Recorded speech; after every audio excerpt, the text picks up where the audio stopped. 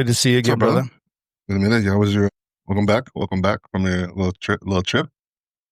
Bro, I took a little trip, took a little 5 days to Montana Mhm. just to kind of get away. Let's talk about it. I love it. I will, let me just say this though. Well, to start off, for those listening, we're going to start our mini Yes. series. What are we calling it again? Rules to be a Rules of man? being a man. Yeah, we have 12. We'll do three. We'll do Yeah, three and each then go. we'll see how it Yeah. goes. We'll go from there. We will get to it. But Montana. So I'm an East Coast boy. I've always been by the water. Love it. Ocean water, Yeah. that is. And so it's a little, I get a little, I don't want to say sketchy, but it gets A little dry. Yeah, I'm far away, bro. I'm far away. But I will say the population Mhm. density, non-existent. Love that. And so let me just say this. People love talking about the Mhm. wildlife, and I agree. I do love Mhm. wildlife. But for people who don't understand, everything's fucking dangerous. Like Yeah. I saw, a moose family, which I didn't even know that's how they worked, but it was like a bull moose, a female moose, and then two babies. And the babies are just running around almost like Mhm. puppies, dude. They were chasing each other, bugling around. And people were like, "Oh my God, it's so cute." And I was like, I wouldn't go, don't go down there. They're cute. Mommy and daddy go fuck Yeah. you I up. was like, stay away from them. They're away from us for a And reason. then you have the bison. Mhm. And then the bison, right? They're fucking huge. But they're just so like, they just seem so like, they're just almost like a big cow Yeah. kind of a thing. I said, yeah, but again, you go into its space, it's going to Yeah. fuck you up, bro. Like, I don't understand. And because there's also babies running around. So like, it's not, yeah, it's cute from Yeah. afar. The elk too, bro. Elks, bro. I've been deer hunting. I didn't see any grizzlies, but I've seen black bears and stuff in the woods. But the elk, dude, it's like a fucking horse Bigger. with huge antlers, just like super Bigger than a athletic. horse. Wild, dude. So all that. Then you have the weather, the mountains, just like, I don't know, man. It's just the population too, the people that are there that are not tourists that live there. Everyone's just kind of doing their own thing. Everyone's nice. Like, they don't have everything locked behind locked cages, when you go to the store. I don't know. It's just a different vibe.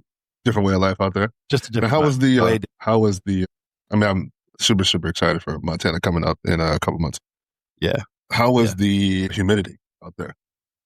I didn't get any sense of that. And it was kind of warm, actually. I thought it was supposed to be pretty Mhm. cold, but it was only like it was like 40s, 30s a couple mornings, but it got up to like 60, 70. That's warm. And that is warm. Let me explain. I know I'm a big dude. I know I live up north, but I lived in Florida. It's not the same heat. I get it, but I was walking around in t-shirt and shorts, dude. Like in the middle during the day, not 30 degrees Yeah, I is was like- fucking I was cold. like, I'm what? not, I was like, what? whatever. I'm not wearing a t-shirt and that shit, but you could rock a Yeah. hoodie and like, it's not freezing. Once again, wind is the game changer. Yes. Wind is the game changer. My kids learned that, growing up in Well, Maine. whenever. It could be, again, I'm going to say 20, 30.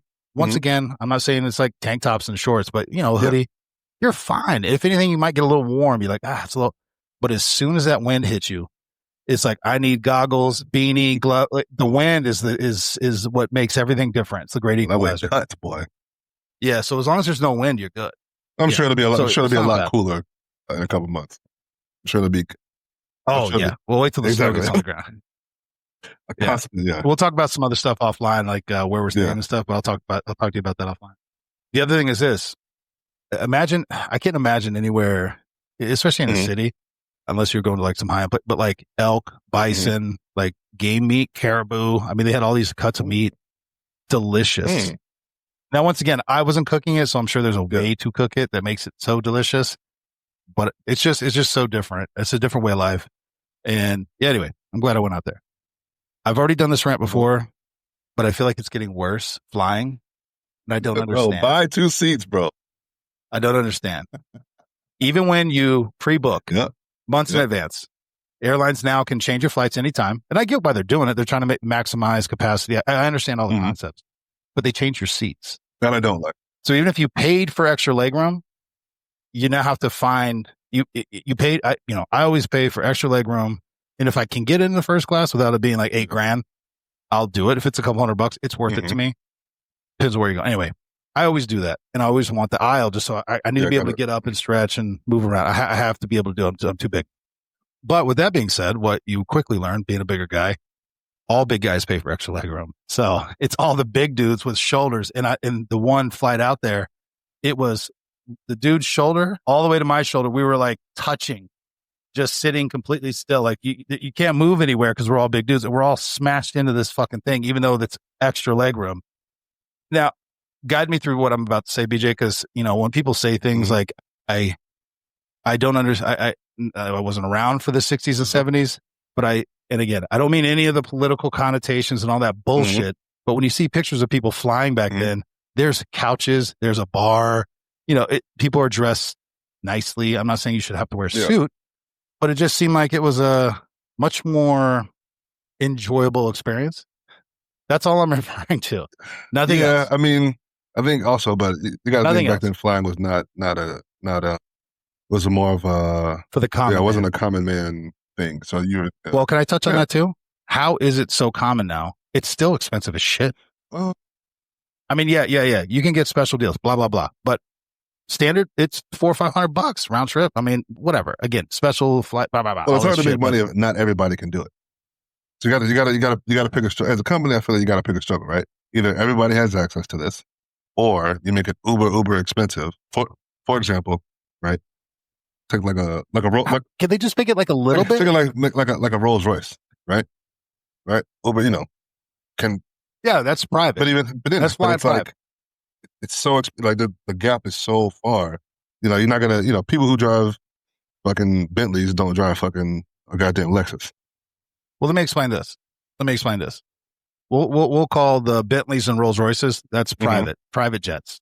It's crazy town. It's 10, 15 grand. That might be lowballing. I don't fucking know. It's not in my scope of my world. Where is the Lexus, BMW, Mercedes class? Where's that? And if you want, no, because you still deal with flight changes. You still have to deal with the oppressive amount of bodies all over the airport. You still have to deal with layovers and possibly missing your gate because the flight, like we landed in Chicago, it was a 30-minute taxi. We were like driving around the airport in a fucking plane. This is what I mean.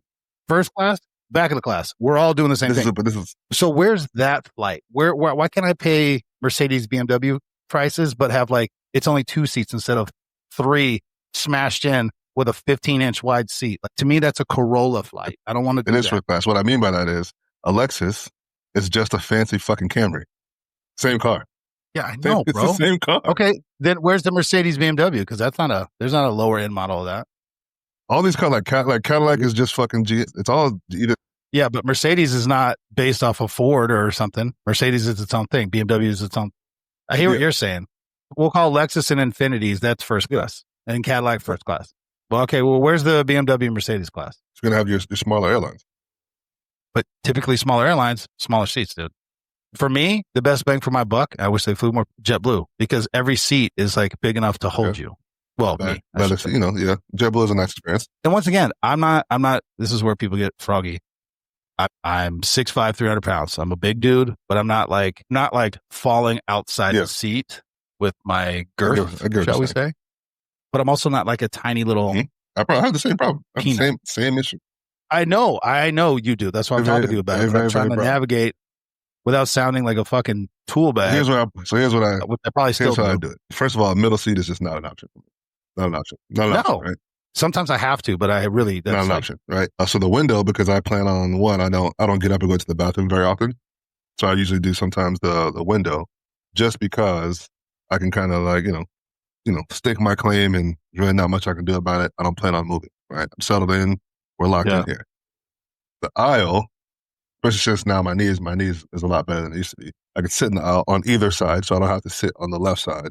I need that. I need that right side aisle just to be able to right. I don't necessarily have to do that anymore. So I could eat an aisle seat. But the issue with the aisle seat is that, again, I am a wider dude. So with the car, they're gonna hit you every 5 seconds. By, I'm just like, so you gotta pick your poison. You gotta pick your poison. And that's usually why I sit. That's usually why I sit in the back too, in the very back of the plane, is because I'm not getting that constant motion. The people always. To be honest with you, I either like to be in the front or the back. I don't really like being in the middle, because you're going to get it coming and going. I like getting in the middle. So. Yeah, and if I sit in the back, and it's just nature of my personality, sometimes I'll stand up and go hang out in the back with the stewardesses. I just need to stand for a minute. I need to stretch my leg. Do you mind if I just stand for a second? Thank you so much. Now, keep in mind, Secret Service. I flew to like Mhm. LA. That's 6-hour Yeah. flight, dude. Yeah, bro. And I have flown commercial overseas, which again, pick your poison, because sometimes we'd fly on the C-17s, which was cool, but it's not. I don't know if it's not pressurized. The noise. I don't know what I'm trying to say here. 'Cause I guess it has to be It gotta pressurized. be, Otherwise, you gotta could be breathe. pressurized. But yeah, the sound is not the, Yeah. But like you had to have noise canceling. Like I'd wear my shooting things and earbuds like, over smashed. Oh, dude. Oh, bro. It was so loud, but you got to lay down. Anyway, I choose that. Going there. I'm good with the noise. But Well, you think, because then you got to pack air mattress, sleeping bag, because it gets cold as shit in there. Also, because you're way up there. Fine. Also good. Because between you and the air mattress is stainless steel, and that shit is cold. Yeah. Well, I don't know if I told you. I made that mistake one time, bro. I thought I was going to have pneumonia or something. I was like, oh my God, it's I don't know if I'm dying. I don't know if I told you the story.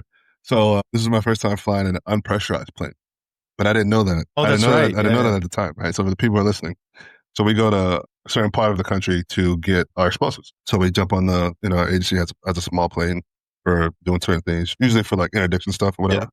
But sometimes though, it's a good distance. This is like a day's trip. So via plane. Yeah.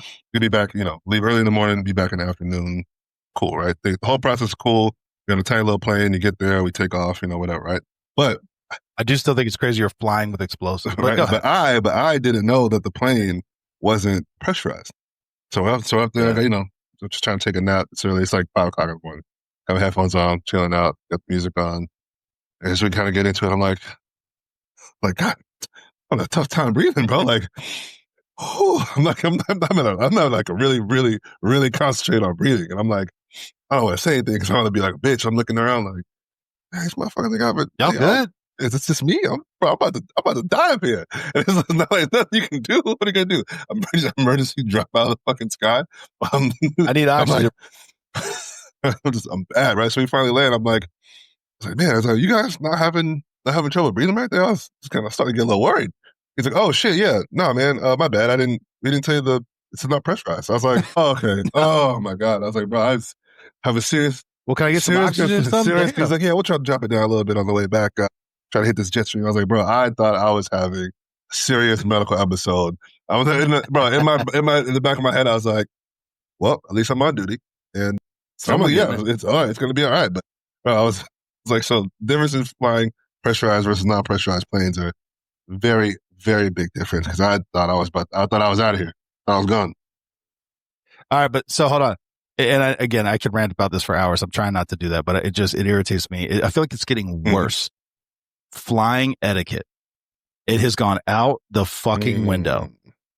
I think I ranted one time about the lady that kept taking her shoes off and like rubbing her sweaty fucking foot, and then was like trying to be nice and, oh, let me grab that cup of ice cream. I was like, don't take your sweat foot soaked hand and touch my, no.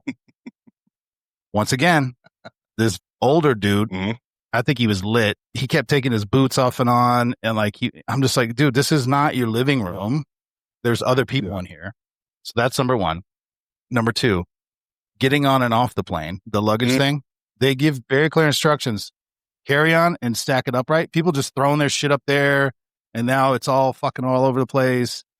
It's like, just one, they say it. Two, there's instructions. Anyway, that. Then the talking, they're just having a conversation like it's nobody else on the plane. And I'm not even talking about kids, because kids is its own thing. And I actually have, I know it irritates a lot of people. I have a little more grace having had kids. I was like, I get it. Nothing you can do about it. They don't want that to happen. I get it. I will say it does stress me a little bit when they have the little toddlers, no shoes on, just running up and down the aisle to burn off energy. I'm like, that is disgusting. You have no idea what's happening. That's gross. While they're annoying, get them, grab them. Figure that shit out. So there's that. Then getting off the plane. This is what my blood pressure was like skyrocketing, because land at the gate, people in the aisles get up, but you get up and you wait, because especially if you're in the back or the middle, right? You have to wait, because what are you doing? Not this time.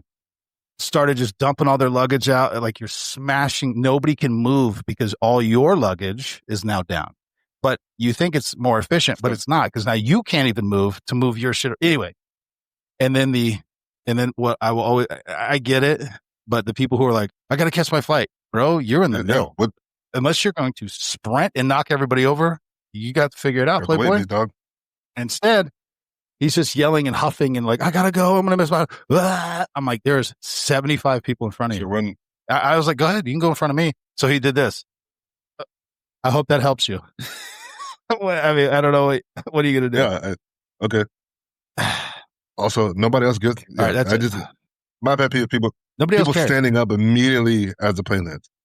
Like that's it annoys the fuck out of me. I'm like, where are you going? Well, I've seen it a few times where people will stand up too soon because they just think the rules don't apply to them, and then they hit that brake and they're like, and they fucking fall into the fuck. I'm like, well, that's what you get. Yeah, you all right?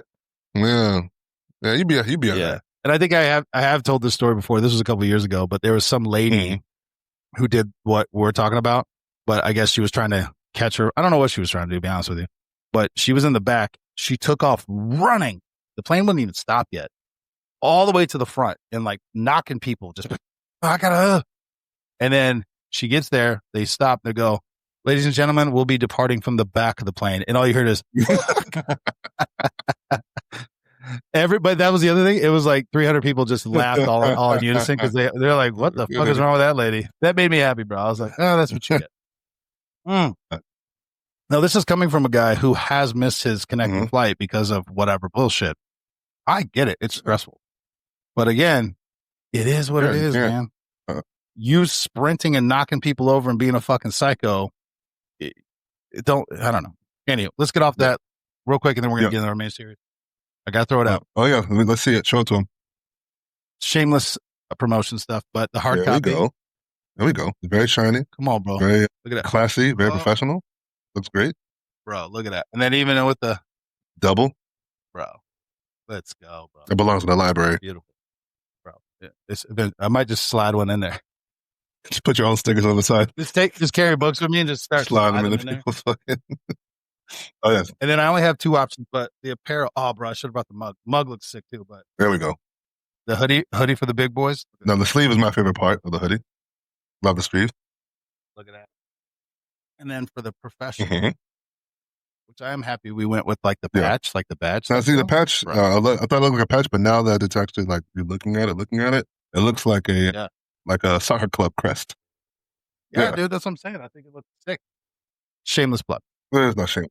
You can get that at streettailsnetwork.com. Go to shop, take you right there to it. The other thing is this: all proceeds go to, for the apparel, all proceeds go to Blue Cancer Connect with Vicky Speed is the CEO. I'm actually going to have her on here in a few weeks. But so she does so much, it's almost kind of hard to pinpoint down, but it's basically anyone in law enforcement. So it's not just you have to be in law enforcement to get the benefit of help, bills, food, whatever. Like they're trying to help, but also she does a lot of advocacy stuff. She talks about a lot of health benefit or cancer benefits that are it depends on it's agency kind of specific, but she'll help fight for it.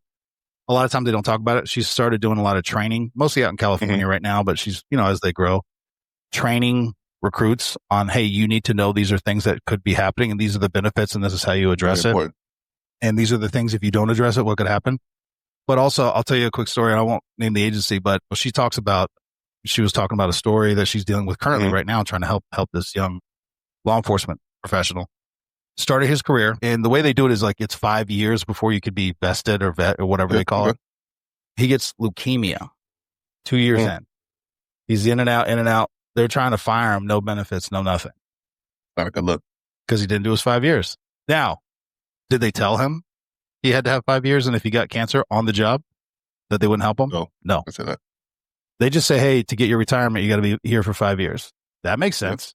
Hey, you get hurt on the job or you get sick on the job dealing with something, we're not going to cover you and we're going to drop you, fire you, and cut all your benefits. I don't think anybody says that. I mean, I think it'd be kind of implied, but yeah, they don't most of the time. Yeah, but you got to really say some shit like that. Imagine being implied, hey, I'm on the bomb team, I get hurt doing some bomb stuff. Oh, you weren't here for 5 years? Drop. No health coverage, no nothing. We're not going to help. We're going to have a problem. Even though you got hurt on the job. This is all. So she advocates for that. She pushes, she helps, push resources. So these are the things that Blue Cancer Connect does. I'm excited to have her on to do a deeper dive on it, but super pumped, dude. We're moving right along. Yeah, it's lovely. So that's big. I'm actually happy to be involved with that because, like you said, I mean, we've seen it happen. Drawing a blank on his name, but it happened to somebody at the office who, I mean, obviously they were invested, but got cancer when they, Oh, dude. so it's obviously a huge deal. So that's going to be a good episode to kind of deep dive into that kind of stuff for sure. Yeah. And let me not, I'm not a fucking doctor or nothing like that, but I've talked to a lot of people, even on the show here in Street Tales, that have had cancer. And then you start talking about their life, and it's like, yeah, I worked 18-hour days for 20 years, bomb team, so you're around chemicals, SWAT team, so you, whatever it is. Again, it's not just the chemicals, shooting, gunpowder and all that, but also the stress, all the stuff you put your body through, diet, exercise, all these things that kind of start going by the wayside or maybe is not optimized, shall we say. And then you're like, oh yeah, I got cancer 10 years in, then 20 years in. It's like, well, what are some things that make sure you're healthy? Sleep, diet, exercise, sunlight. And if you're working midnight shifts, you see what I'm saying? A lot of things working against you. And you never have a full night's sleep for 20 years. It's like, probably not good. Got some things working against you here for sure. Again, not a scientist. I'm not saying it is what it is. I'm not talking about, I don't even know if it's true anymore. I can't keep up with the news, but they're like, RFK. Tylenol gives you autism? Like, Jesus, man. Bro, that thing has gone off the rails. And then I got to see if it's true. There's so much out there. I don't even know if it's true, but he's allegedly circumcising a child. Well, no. Not because of that, because they give him Tylenol after the fact. So it does circle back to the Tylenol. I was like, but can we talk about this for 2 seconds and then we'll get to the miniseries? Whatever, right? I don't know, man. But, now there's, depending on what side of the argument you're on, they're like, oh, well, 2017, Tylenol came out and said, hey, pregnant women probably shouldn't take this medication or whatever, right? I would also say anything in moderation. But then the adverse to that, if you're like, that's kind of crazy, shouldn't be, and I've seen it all over social media, all these pregnant women swallowing handfuls of Tylenol. What is the point? What are we doing? Like that's, you can just go, that's crazy. And then keep it moving. Why do you got to like go out of your way to, that's not good anyway. No, I agree. And I will say this, coming from medical family, mom's a doctor, I have friends of ours that are doctors, all that. Too much acetaminophen is not good for you. It'll shut your fucking body down. Whatever. Everything in moderation. Trying to stay off that shit anyway. No, not alone. I mean, not even for the autism part of it. Just fuck, man. Just shut your organs down. Yeah. And also don't take handfuls at a time. Yeah. What are we doing? You take enough, it'd be your last headache. So you probably should not do that. Well, that's the thing. I talked to my mom about it. I was like, Mom, does this shit give you autism? She's like, bro. Well, she doesn't call me bro, but she's like, son, Jesus Christ. But she's also like, if you take too much acetaminophen, the death from that is excruciating because it's slow and there's not a lot anybody can do. Like if you just slug a bottle of it or whatever, it's not what you think. You don't just drift off to sleep and like, oh, I feel good. No, it's like, it's horrible and it takes days. She goes, so don't do that either. I was like, what? Woman, I ain't doing it. Stick to the normal stuff. Yeah, that sounds really fucked up. That sounds really fucked up. But, you're already in pain. You're trying to make yourself be in more pain. Like, come on. I get it, but you're doing the opposite. I do get squirrely about when we talk about stuff, but do you remember that? You know what? We'll just phrase it this way. Remember that one I had where it was like a young teenage girl and she took a bunch of a supplement. Mm-hmm. Remember this one? And I was very dismissive. I was like, this is dumb. But I called, I did it, and then they're like, what'd she take? And I told them, they were like, holy fuck. They slammed her. They're like, this is like, no, she can actually, I was like, I'm a supplement? Really? Really? No. Yeah, she needs to have her, no one had to get her stomach pumped. Legit. Yeah, she did. And I'm sitting there going like, this is dumb. Yeah, I'm like, whatever. Well, you don't know. Yeah, no. All right, bro. Let's jump into this miniseries. No. Of course. That's literally what the show is about. So a little miniseries, we decided to get started. We talk about this quite a bit, especially now, more so that Alec is older now. We should probably write this shit down and hand it to him. Yes. But rules of being a man, right? So I currently have 12 things down that kind of just jotted down over time. And so we'll break them down. We'll go down. We'll do with three at a time. Some of these are, I feel like every man should kind of know these. At this stage of life, we should kind of, a lot of these things are things that probably wish we knew a lot sooner in life. Like if I knew this at 17, 18, my life would probably be a lot different when it comes to fucking a lot of experiences. especially dating. Yeah, Sometimes you professional. gotta learn the Sometimes you hard got to way, say bro. some. Sometimes you gotta learn the hard way. And like I said, one of the best things you can do is learn from other people's mistakes. You don't have to make every mistake, but Mm-hmm. we've all been there. We've all gone through the thing where we watch people pull a door that's locked, and we gotta might not be locked for me. Maybe you guys just turn it the wrong way. They go over there and fucking and do it anyway. You're like, damn, I should just let's watch that guy do that. And it was locked. But we Uh-huh. do that in life, right? So Absolutely. rules will be in a minute. We'll jump into three at a time. Get to 12, and shit, we may or may not May add add a a few. few or expand upon this at some point. But we'll just, as we say, we'll just start, see what happens. Right. Rule number one. And we talked about this a lot. You can't get out. You Yes. can't get all the cookies. Right. Expound All on right. that, So but also true. right. So we're talking about cookies. Right. You can't get them all, and you can't eat them all. And if you do, probably not going to be good for you. Right. A lot of bad things come from eating sweets. Too much sweets, like I said, too much anything is Mm-hmm. it's not a good thing. Right. And obviously, this is not about cookies.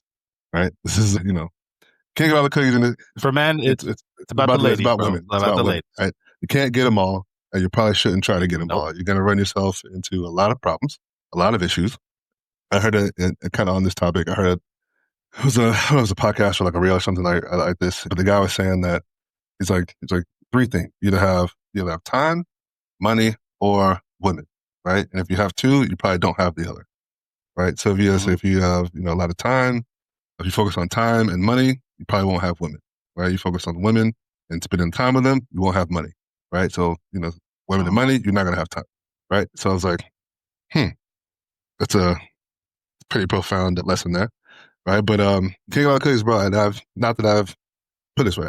In college, I mean, we've all had our time to be in the streets, as they say, and that kind of be like your main focus. So I don't know if it's Yep. a societal thing, if you will, of how many women can I get, or I got this many girls, or this many girls are after me, or I've had sex with this many women, or blah blah blah, whatever. Right? I found that, especially early on in college, when that was kind of like your focus, you're kind of out in the world, like So I felt like I got over that really quick, very very fast. Bro, football player. Both of Yeah, us were. it was Yeah. available. Yes. And it is a thing. And I used to be like, oh, if you only had, if you were only with X amount of girls, you were in this like lower tier, but oh my God, this dude's been with 200. Like, oh my God, that's crazy. Yeah. Whatever. Right. And it just made it seem like they had more, whatever, charm, Mm-hmm. charisma, whatever. It was so they were like more manly. That is a thing.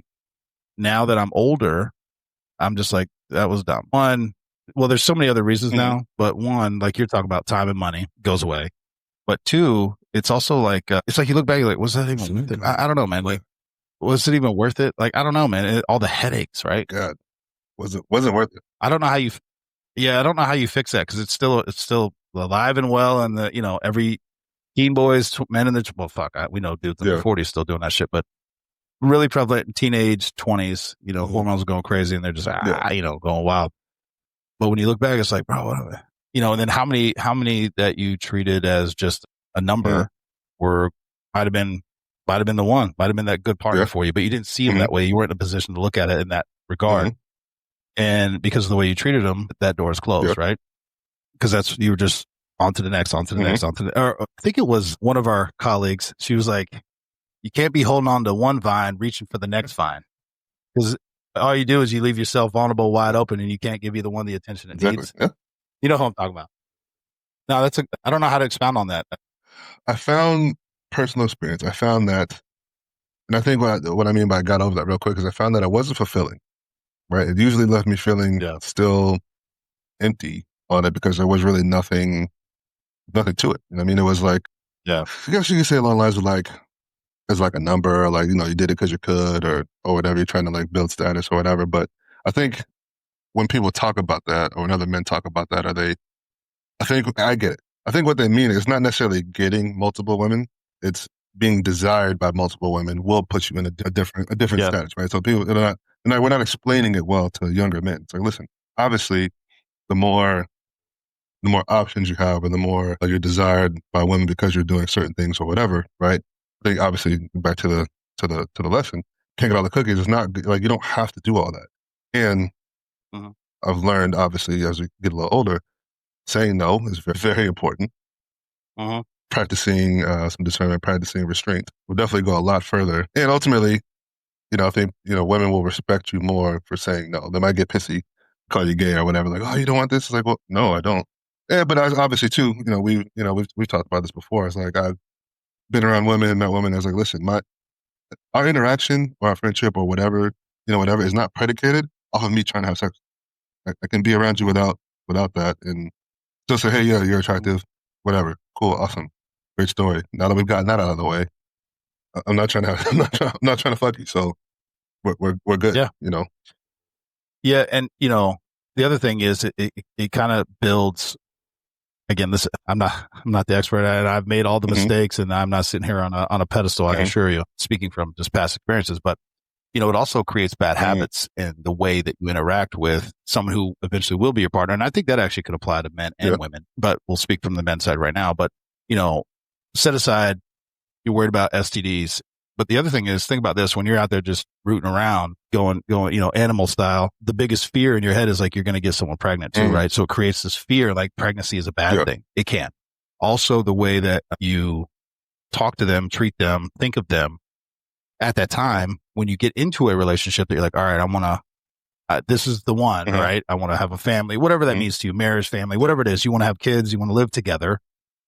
It's almost like you have to unlearn everything you've been doing for the last how many years, however long you've been doing it. Again, like I said, we know dudes in their 40s, 50s still doing this shit, because the way you treat your significant other, your wife, the mother of your children, should be different than the way you treat 100% some random. 100%. It should be. I say that like it just makes sense, and everyone's like, "Yeah, no shit." We all know those people that don't do that.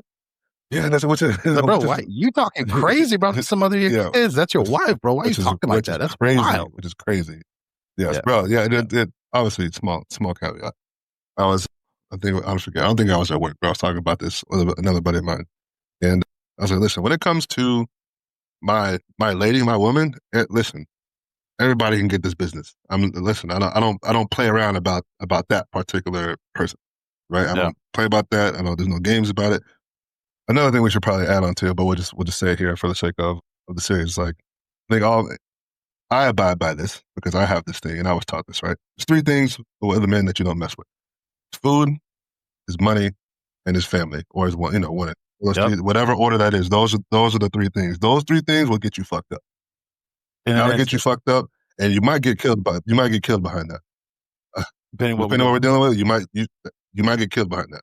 So I don't fuck around with that kind of shit. Where people are like, "Oh, I'm married. I have a boyfriend." Nope. Absolutely, motherfucking not. Nope. Because I know how I am about mine. Yeah. I expect all other men to be like that about theirs. So we're not gonna get this thing misconstrued. If I have something to say, like, for example, I have other married friends and long-term relationship friends. I don't talk to their women unless they're there, or if it's something I have to say to her, it's a text to both of them. But hey, blah, blah, blah. There's no side chat, no nothing. Absolutely, motherfucking not. Absolutely not. And we might be tying into be a gentleman, but I know what that topic covers. But to your point, we've talked about this before. If I'm not home, even you, and I know you did that again, and I trust. Yeah, of course. Yeah, we've talked about this before. I trust you implicitly, but if I'm not home, you would be like, nah. You would either wait in the car or on the porch or whatever. Let me know when you're going to be home, and then I'll come back. Yeah. Either way, right? Just depending on what's going on, the nature of it, the idea, the thought, and it's happened to me where I went to go hang out. I was friends with the couple, the family, and they're like, "Oh, he'll be home in like 10. I'll sit. I'll wait right here." No, man, just come in. Oh, no. Imagine, BJ. Imagine your wife. Yeah, let's just say, for the purpose of the conversation, your wife. You got two kids, whatever. You come home, even if it's your boy, it doesn't matter. I'd say I make an exception for family, but maybe it's not your family for this exception. But your friend is just in your spot on the couch, laid up, and your wife is serving him a drink, some food, being a good host. But you just came home from whatever work or whatever. You're like, nah, it just doesn't sit right, bro. It just creates that like, how long you been here? Yeah, it doesn't sit right because that's some shit. Let me check the ring camera, bro. Hold on, how long you been here? That's some shit that I would do. I would not leave any room. No, you can't do it, bro. Absolutely fucking not. Oh, I don't. Yeah, And it doesn't have to be because they're I think we've talked about this before. It doesn't have to be, it's like never in my life would I ever, right? Never would I ever. But you don't even want to give the perception. Nope. You don't want to put the thought in the head, bro. Absolutely not. I want to be above Also, approach on all of that shit. No. Also, to your point, texting, because I have Mhm. friends that have, girlfriends, wives, whatever. Under extreme circumstances, would I ever text the spouse or significant other? Only if it's because like Mhm. I can only think of two reasons why I've ever done it. I was trying to do something nice, like a surprise for party.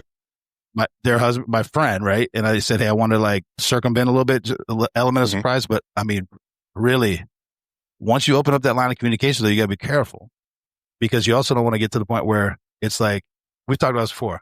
I'm friends with you. I am friendly to your wife, but if something ever happens, you're my friend. I'm not going to be able, hey, can you talk to BJ about, no, I'm not doing that. I will not. You better call somebody else. I've tried to explain that to people. And, dude, let's just talk about it, because I've talked to Mo about it and Frank. Mo and I talk a lot. We all do, because one, business wise, but also I worked with Mo.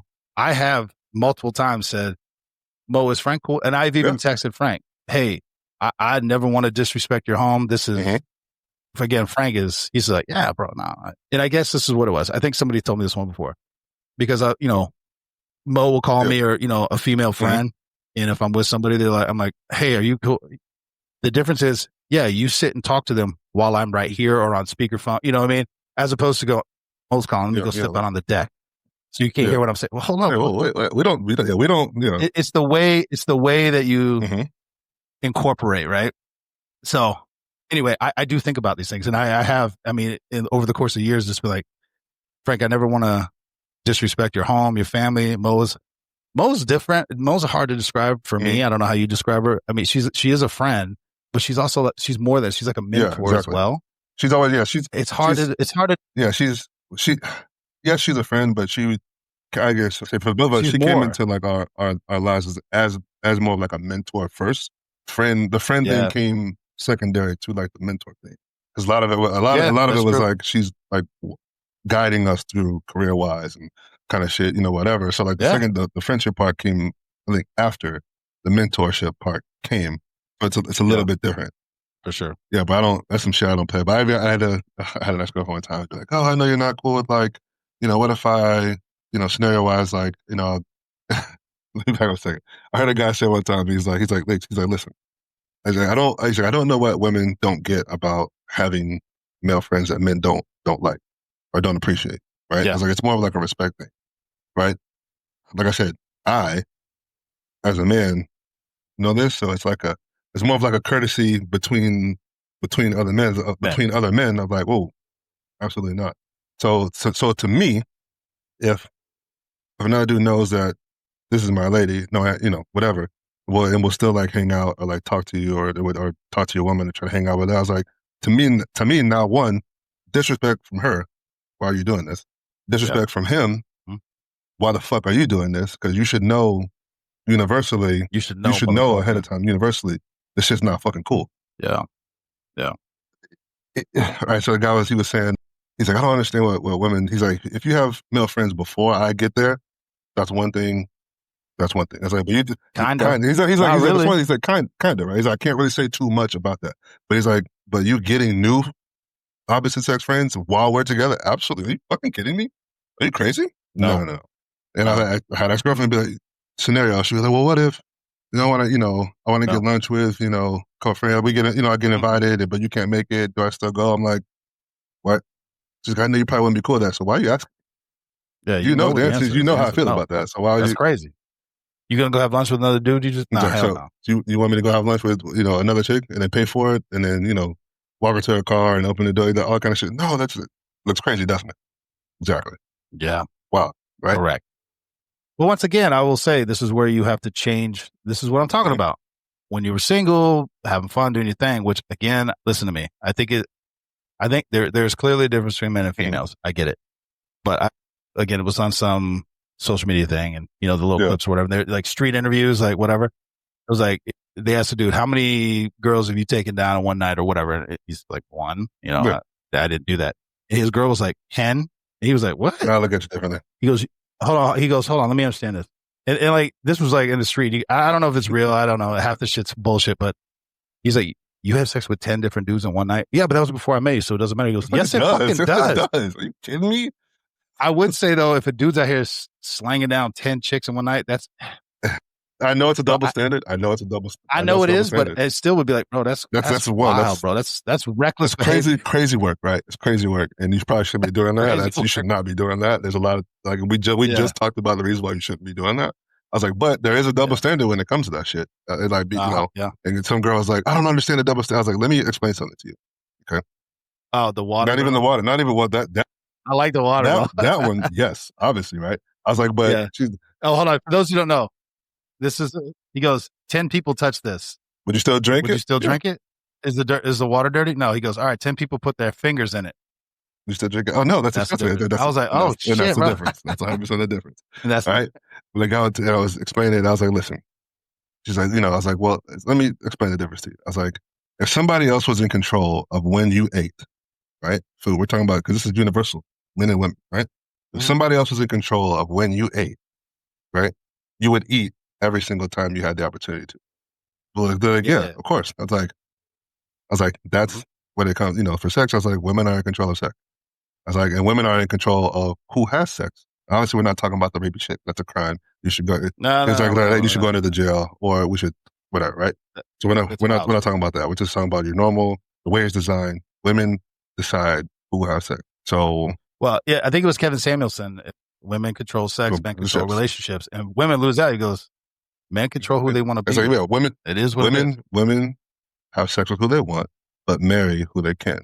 Men have sex with who they can and marry who they want, and that's what keeps it relatively even, the balance of it, right?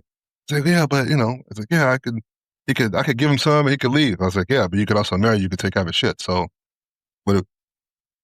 well, so that's the other thing. Can't get all the cookies. We talked about the other bet, but that's why men now, especially now, it's just not set up the way it used to be. Married and that was for life, right? But it should be. Divorce was so occasional, which is again how it should be. Now you get, bro. People get divorced. I don't want to go down this road even if it wasn't the dude's fault, like I've heard crazy stuff. And again, it goes both sides, blah, blah, blah. I don't need to have to do the whole preamble, but the dude's on the hook, bro, regardless. Always. Yep. Almost always. You took an oath. You took responsibility. Like, well, that feeds into our second one, right? Second. Yeah, let's move on because that's a whole nother. And I don't want to get. But that kind of, I have personal feelings. Yeah, but that kind of feeds into the second one, right? Is as a man, you should be prepared to pay twice, right? And ultimately, what that means is you should, you know, obviously you want to do well for yourself, obviously at a minimum, right? I was like, but the expectation is that if you can't, and then for my young men especially, is you need to learn this lesson. If you can't do it twice, hold off a little bit, right? So. For example, if you can't go to dinner and pay for you and her, I shouldn't go. Yep. Or, you know, you're doing something, don't do it. You can't. And I was quick side. I was talking to one of my buddies about this, and he's like, and I was like, man, it kind of seems it's weird that like women seem to this day and age, just from what I see, social media or people that you know, whatever, that women take a lot of trips. You know, they travel together, and I'm like, and he's like, yeah, that's because they double up on rooms and they share. You know, it'd be like 5 to a fucking room. They're all sleeping together in the same bed, whatever. He's like, men don't do that. He's like, no, we travel. If we're going to a place, like we all have our own separate shit. And we're not sharing. And typically we all do our own shit. We all have our own thing, our own separate stuff, you know, whatever. And he's like, think about how many, think about all the trips you've been on with a woman. He's like, you've paid for it, right? He's like, yeah, you could have taken that trip 2 times. I'm like, yeah. He's like, but that's kind of just the expectation is that, you know, women get to like pool their resources for the most part. And they don't have to, right? But you see it, right? You know, they pool the resources like, hey, we're all gonna, you know, take this flight. We're all gonna save money on, you know, room, or we're all gonna, you know, 5 to a room or whatever, which is fine, you know, which is fine. But I would say to another man, is like, you know, this is essentially to get your finances in order, get your money up, right? Be prepared to pay twice, you know. Even in like you were just saying, even in lifestyle, right? It's like it's like if you don't, I know. Marriage-wise, if people getting divorces, it's like, God damn, stick out my shit. It's like, bro, you're not prepared to do that again or do it twice, build yourself back up again. Yeah. And again, hopefully the preamble is understood. It goes both ways. Dudes are fucking grimy too. I get it. They do fucked up shit, all that stuff. I don't know if this ties into this, but you and I have talked about it. When you meet, when women find you most attractive, we're generalizing.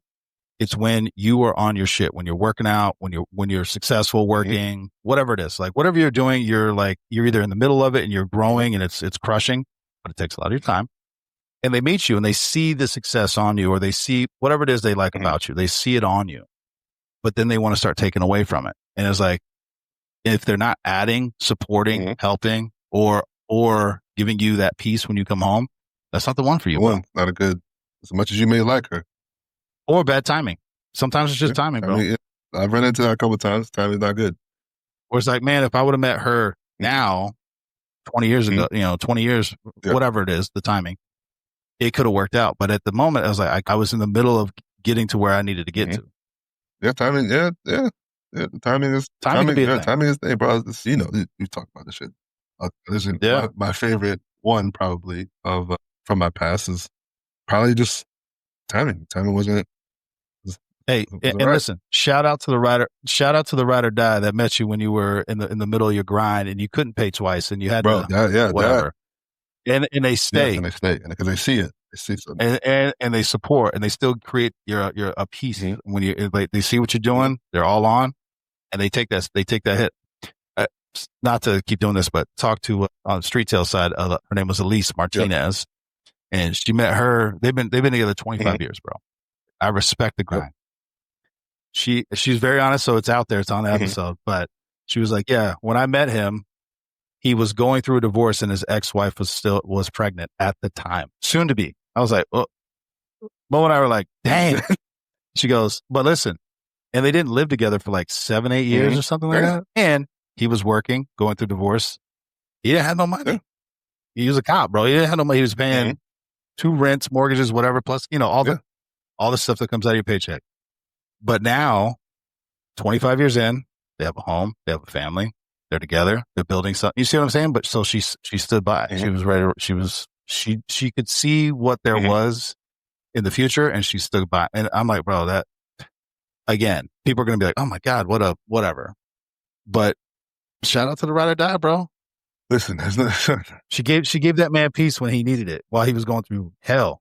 This is very, very important. Imagine trying to divorce your wife and she's pregnant with. Jesus Christ, bro. Oh, that was a whole nother story. I was like, whoa, bro. Like, that is a nightmare. Oh, my God. I can't get it back, bro. Yeah. It's a nightmare scenario. Jesus Christ. And then you meet somebody who you really like. But hey, but also, I didn't even say this. I should have said it. I'll probably bring it up next time. But I was like, shout out to him that he was just straight up honest. Yeah. Like, look, this is who I am. This is what I'm doing. This is what I'm going through. This is where I'm going. You can come along, or I understand if you don't want to. It's too much. It's my vision. I get it. My vision is where I play. This is what I'm bringing to the table. It's going to take me time to get there. Shout out. She's like, I see it. I'm down with you. Yeah. Yeah. I think on that specific topic, I think there's a lot of people, I say people in general, who are not living essentially for themselves. Right. And I see it more with the women that I know. And it's like, I just pick up on small things where they're like, oh, it's like their friends don't fucking, like the guy that they're with. And I'm like, it's like if I may interject a little bit, I was like, let me interject for a second. I was like, when you get with someone, it should be about you and that person. And that's it. It should be you and that person. And that's it. Even despite what your parents think, it's like, even that. I was like, it's like, obviously if you read the Bible, right, it's a man leaves his family to create his own, right? You get away from that to start your own thing. And I see I don't say the younger generation, but I just see it in the modern day, where people are so caught up in what other people think about what they're doing. And I'm like, I kind of see it. I try to call it out when I feel like I'm not overstepping, but I'm like, well, if you're worried about what they're going to think about it, I was like, at some point they're going to do what's best for them, and you're going to be the third wheel on that, and they're going to be into the sunset, whatever, doing while you wasted time and doing whatever, not doing shit because you're worried about what they think about it. I was like, and they only think negative shit about it because you speak negatively about it. Bro, once again, I hate that we have to do the preamble. Again, unless it's some sort of abuse, wild, reckless shit, some crazy, whatever. boop. But how many times, and we've known, and I can speak from these experiences, girls are like, I feel like he's trying to change you, or he takes up all your time. Or you mean, well, hold on, you mean she's changing? Again, it could be a positive. I don't know. I don't know what the negative side is. I don't know why change is always bad. And he's taking up. You mean he enjoys hanging out with her, like because he sees something? Yeah. Like what exactly don't you what like? don't you like about this? Now, what I really hate, and I've heard this, he ain't no good. He ain't ever going to be making more than, or girl, he's just a fill in the blank. Whoa, bro. I have overstepped a few times when I heard that phrase come out. I'm like, how dare you? How fucking dare you? As a man who was a waiter, bartender, Starbucks, why would you knock these people? People are trying. You just knock them down. They're working. They're grinding. Now, I do have just a man thing. Like if you just, and I don't even knock people who stay at home, depending on what they're doing. They're working, they're getting the money up, they're going to school, they're doing the right things. Now, if you're just hanging out to hang out because you don't want to do nothing, you want your parents to take care of you. I got nothing for you, bro. And also, hey, listen, this show ain't for you. I just ain't the one. And men are different. I tell my son and my daughter, my son, I think he gets it now. But I said, baby girl, I will always have a room for you, ready to go. And my son's like, what about me? I was like, you can sleep on the couch, but you better figure your shit out. He's like, what the fuck? I'm your son. I was like, yeah, you're a man, bro. You better figure your shit out. I'll help you. I'm not saying you can't help you, but nah, bro. You are my son, but you are also a man, and you will be held to the same standards that the world sees for a man. And you better get your own shit.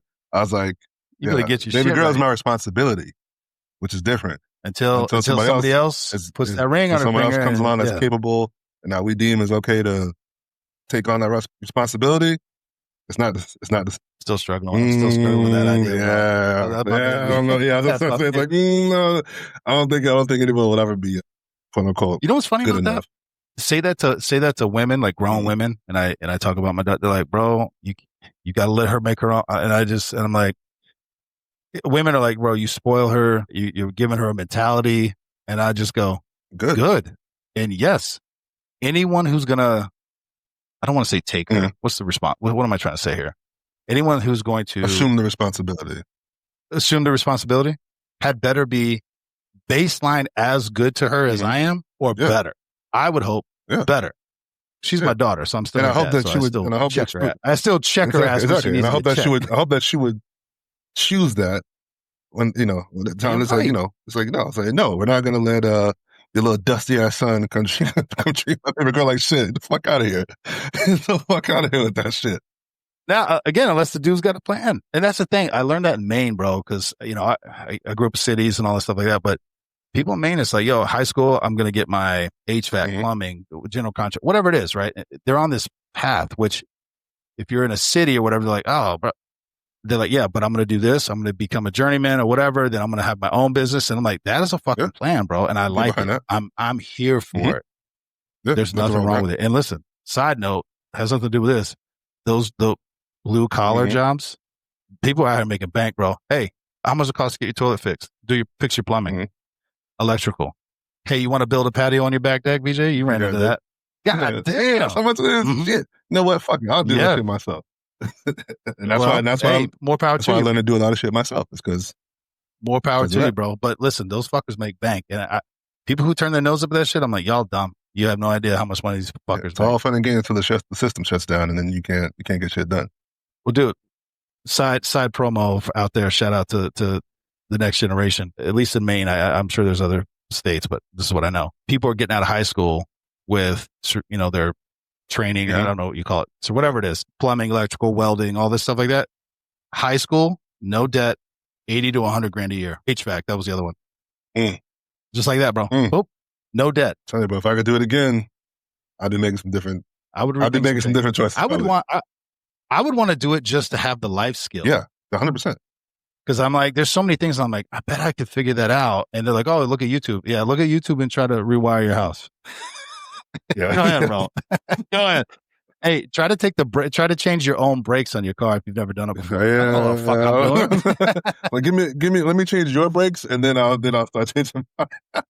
Let me try yours first, and then I'll circle back to that. Then I'll circle back to that after the fact. Let me try it out a couple of times, then I feel more confident. Yeah, exactly, Yeah. bro. Anyway, Yeah. Yeah. we're getting off Let's topic. get to that third thing. We'll round it out. All right, so hold on. We covered can't get all the Yep. cookies. Got it. Be willing to pay Mhm. twice. That's just Yeah. facts. And A then good thing the is last one. be a gentleman, right? Be a gentleman. Be a gentleman always, right? For a multitude of different reasons, right? But we'll just speak romantically. I know you and I've said this, but it's like, is for as many times as I've, you know, been the bad guy in some lady's story, you know, whatever. I was like, they can never say I treated them badly. You know, wasn't always perfect. Wasn't always perfect. Definitely not perfect. Made plenty of mistakes in my lifetime, 100%. And I own up to those, right? I was like, but no one can never say that I treated her badly or was mean to her or was unkind or not generous. Always. I don't, the kind of, you know, obviously this is small in the grand scheme of being a gentleman, right? And I was like, but I don't let women touch doors around me. I was like, I don't think any woman I've ever been with, even friend or romantically, has ever touched the door around me. I'm like, no. I mean, that's very small and minimal, but that's just like the kind of shit that I'm talking about, right? Uh-huh. Always be a gentleman. Always carry yourself on that level. Again, you can make mistakes. People make mistakes, you know, whatever. It doesn't necessarily. And then also, you can still be a piece of shit and be a gentleman. I get that, right? But you should, at a minimum, be a gentleman and treat people with respect and with kindness. It doesn't cost you anything to be nice. Nope. Now, I will say that is something I'm still working on, but I think I've gotten a lot better than definitely when I was in my 20s. The fighting and the saying nasty, hurtful things, just, what am I trying to say? Yeah.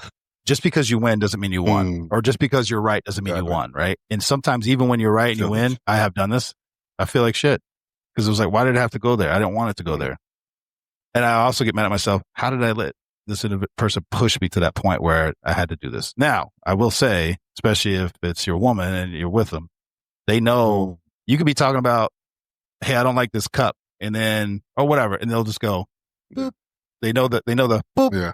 Well, you're just like your dad. You know, whatever it is. They know how to do it. Oh, yeah, bro. That's They know how to do it. When they know you well, it's like, I see what you're doing. I see what you're doing. Yeah. I see what you're doing. I'm not going to let that happen today. It's hard, though. I ain't going to say it's hard. I'm not going to let you win today. And for those of you who don't have kids and or do, you also know, kids know how to do that, too. Kids, especially if they're starting to feel some type of way, bro, teenage years, I understand it. They'll just go, boop. Well, that's why you were never around. Motherfucker, because I was working. Get that blood boiling, bro. Make your fucking eyebrow pop out. But no, but again, it ties to be a gentleman. Once again, it's hard. I like your perspective is different than mine for now, but like I have a boy and a girl and I want to be, and again, I fucked up, but I've had to own it. I think I told somebody this the other day. I was like, my flow of my life has been, I bottle up all this shit that I've done and I try to keep it in. And then I just put it all in the middle of the floor. And it's like almost overwhelmingly so. And everyone's like, oh my God. And then but instead of just like, hey, owning it in the moment, I just let it build. I was like, well, here's all the shit I've done wrong. And it's like, I feel better, but I'm sure that was not great for my children or whomever. It's a lot to take in at the time. Yeah. Of course. Yes. Once again, there's no pedestal here at all. And I've fucked it up, but it's like, I've always wanted to be a better example for my son. While I want to be a good example for my son, I want to be a good example for my daughter on how you're supposed to treat not just your significant other, but other people, with the understanding that I've made mistakes and this is what happened. I have friends that I know and I'm like, oh, fucker, I know you. Don't do that. But they don't want their kids to know anything they've ever done wrong. So they've set this example that's in this standard that's so high. And it's truly, in most cases, unattainable because they are where they are now because of all the mistakes they made, right? But they never say, hey, this is why you don't do this because I did this. And there's a time and place, all these things. You don't need to tell your 8-year-old, your mom and dad used to be hoeing it up in the club. I shouldn't do that, right? I get it. You need to show that, hey, look, this is why I know this and this is what happened. And it hurts, bro, when your kids find out, like, you're not perfect. You're not all knowing. And then you see that look in their face go, you did that, Dad? It's like, but listen, I'm better for it now. But to your point, I think obviously we talked about this before offline, but I think it creates, when you're too perfect, you alienate yourself. Right. Right. So they feel like, damn, you know, now they feel like they can't come to you because you seem infallible, right? You seem you never made a mistake. Never made any mistakes. So when they What's he going to So when think they of do me? something wrong, they do make a mistake, or they need some guidance, they need help, and I got to come to you because they're like, but they're more worried about you being upset as opposed to gaining some wisdom and gaining some guidance from you, which is, Yeah. and also too, I think it also helps if they do see some of your pitfalls and it makes where you are kind of it makes it more realistic, right? So there's Yeah. like, it's like, oh man, my dad's so perfect. I can never, mask this or do whatever. It's like, well, first of all, of course you can, because you're mine. You come from me. So of course you can. You got the Yeah. moxie, right? But Damn right. but I can give you the steps. I can give you, hey man, I've already made that mistake. You don't need to do that one. It's just like, hey, look, if you do that, these are, these are, this is what's likely to happen. A, B, and C, right? So after a couple of times of them doing like minor stuff, right? So, hey man, you need to go do your work before you go do this, and this. Oh, well, I'll be able to get, okay. Hey, if you don't, these are the things that are probably going to, it's like the term like getting gas in the morning is always a terrible idea, right? You should definitely get gas the night before. I was like, hey man, you should get gas now, Yeah. because if you don't, you wait, you try to get it in the morning, it's going to be a car accident, there's going to be traffic, some shit's in the way, some lady's tire is going to fucking roll into you, like all this kind of shit that could happen when you could literally just handle it now. Yep. It's like, but never put off tomorrow what you can do today. Yeah, enough of those things can. This might be a different topic, but I just want to say it in a moment. I have a thing. I think we talk about like building success, but I always make my bed every morning, like little things. And before I leave the house, to the best of my ability, I like everything to kind of be where it needs to be. Like I don't let clothes pile up all over the floor. I don't do those things. And then every night before I go to bed, all the dishes are done. Again, I do my best. But when you wake up in the morning and you don't have a sink full of dishes or whatever it is, right? You might have to put them. It's just you're starting each day with a win. You're ending each day before you go to bed. Yeah. Like the house is in order, so to speak.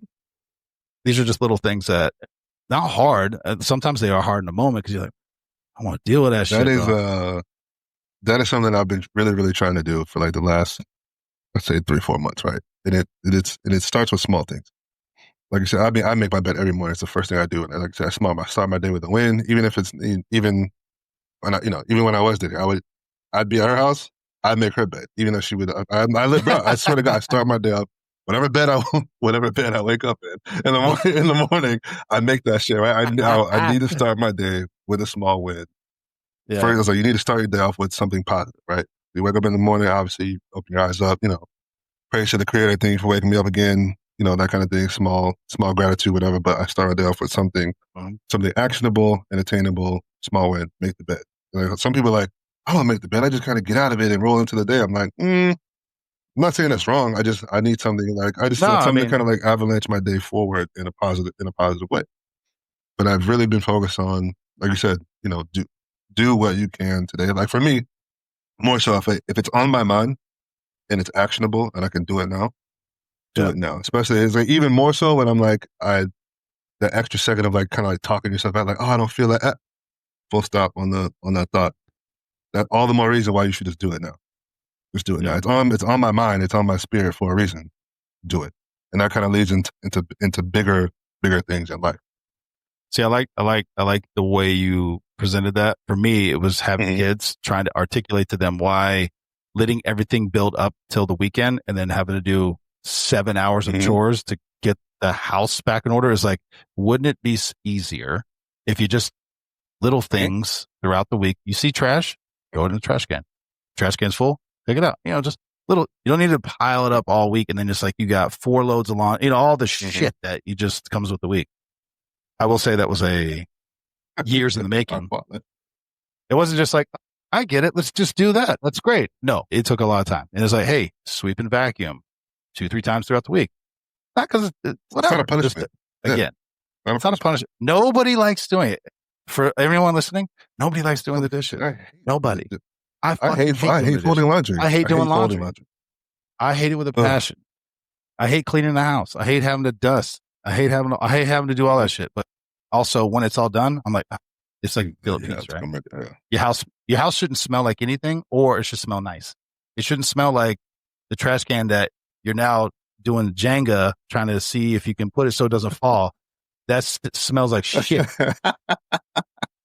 Or you're down to one pair of underwear and you got to turn it inside out. That's outrageous, bro. Yeah, I've had to do a couple of emergency washes, for like uniforms and shit, but it's like, you don't want to run into that on a weekly basis. sucks. No, come on. Yeah. You shouldn't be doing emergency Exactly. loads for fucking underwear and fucking undergarments. Get the fuck out of here, bro. There should never be a large load of underwear. Either buy more underwear or just wash Yeah. that shit on a regular basis. Oh, come on. Or this is a real conversation I had with my son before he went to the Marines. But yes, you do have to wash your towels. Yes. But I'm clean when I use it. No. What's happening? Like the concept, I was like, am I having this conversation right now? Like your towel smells like shit. No, son. When was the last time you washed it? I don't know. That's never a good answer. Yes, wash and dry your towels. Weekly preferred. Every 2 weeks, bare minimum. It shouldn't be, I don't know the last time. And your sheets, goddammit. Wash your motherfucking shit. I will say women are better at washing 100%. sheets than men. I don't know. Men will wallow in a goddamn pigsty. It's like, I don't know if I want to wallow in a pigsty, but sometimes I do want to wallow in her juices, a little bit. Oh, bro. That's totally different, bro. But it shouldn't be months on end, bro. That's different. That's part of being a gentleman, Exactly. ladies and gentlemen. Rolling around. All right, bro. I think that was good. Man. Yeah, man. Can't get all the cookies. Be willing to pay twice, or be prepared to pay twice, and be a gentleman. It doesn't cost you anything. It really doesn't. And once you start doing it, it becomes easier. Second nature. Definitely second nature. I keep trying not to curse as much, but listen. We all fall short of the glory of God, bro. Every day. Or as Homer would say, I'm not running for Jesus. Homer Simpson, for those who, I'm not running for Jesus, bro. I'm just trying. Shit. All right, bro. Blackout Coffee is a proud sponsor of the Street Tales Network. You get up every morning and put in the hard work. You deserve a coffee that does the same. This isn't your weak mass-produced brew. This is Blackout Coffee. Blackout Coffee is a veteran-owned company, and they roast their beans right here in the USA. Blackout Coffee supports families, freedoms, and a cup of coffee that's as strong as your values. Support Blackout Coffee and the Street Tales Network by making your order today. Go to blackoutcoffee.com/streettales to get 20% off your first order.